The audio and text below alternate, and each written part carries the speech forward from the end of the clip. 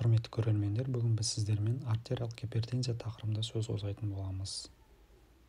Артериялық гипертензия дегеніміз не? Артериялық қан қысымы 140 мм сынық бағанынан жоғары болатын жағдайды айтады.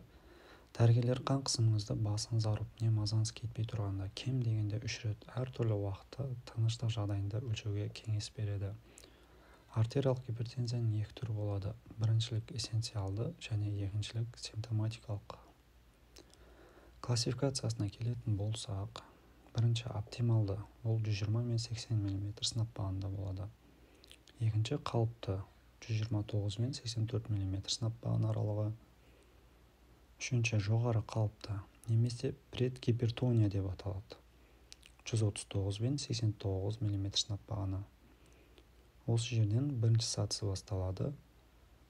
159 мен 99 мм сынып баған аралығы.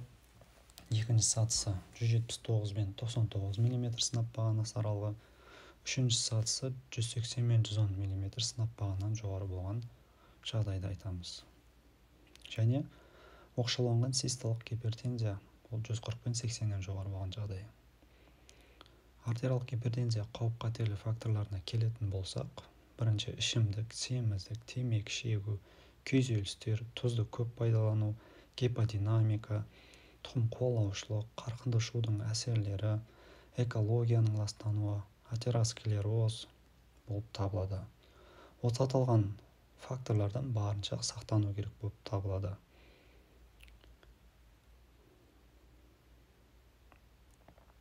Диагностикасына келетін болсақ, бірінші емханаға жүгіну.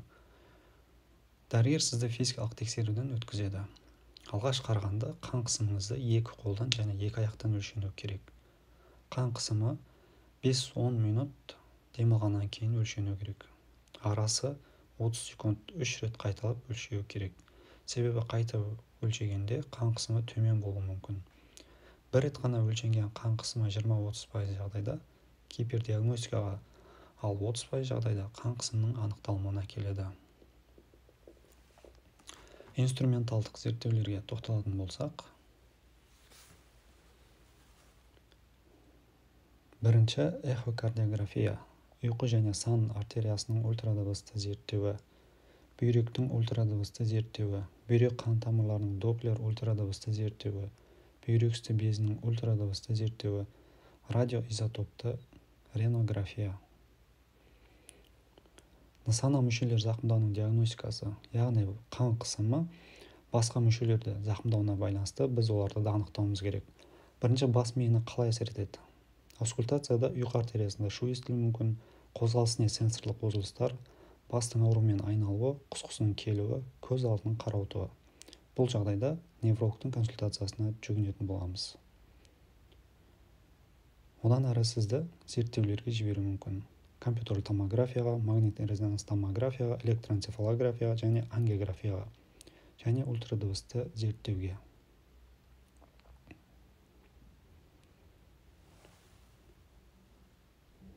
Екінші зақымдалатын мүше ол жүрек болып табылады. Яғни бұл кезде сол жақ қарыншаның гипертрофиясы және диастолық дисфункциясы болуы мүмкін.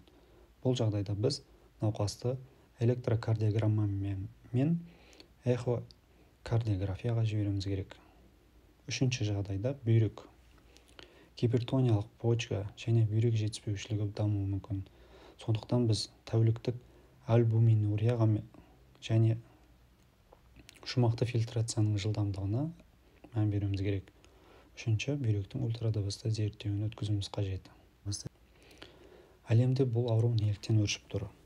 Қазіргі ғылыми техникалық өркендеудің нәтижесінде адам организміне көптеген ықпалдар әсер етіп тұр.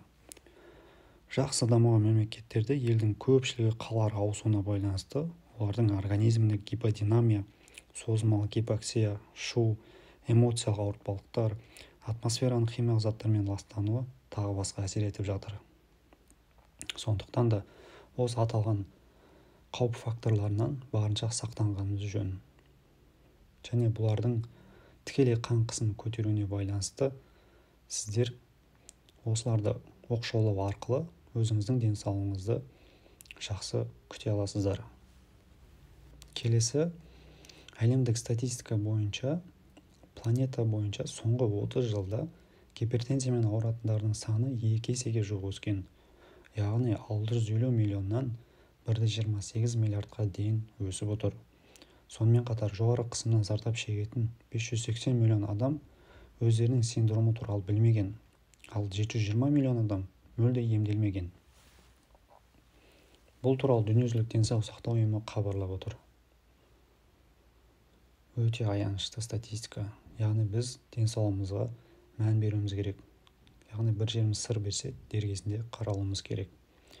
Сіздерге видео сабақ ұнаған болса, каналға тіркеліңіздер, лайк басыңыздар, және келесі сабақта біз сіздермен қан қысымының асқынулары мен оның емі туралы өтетін боламыз.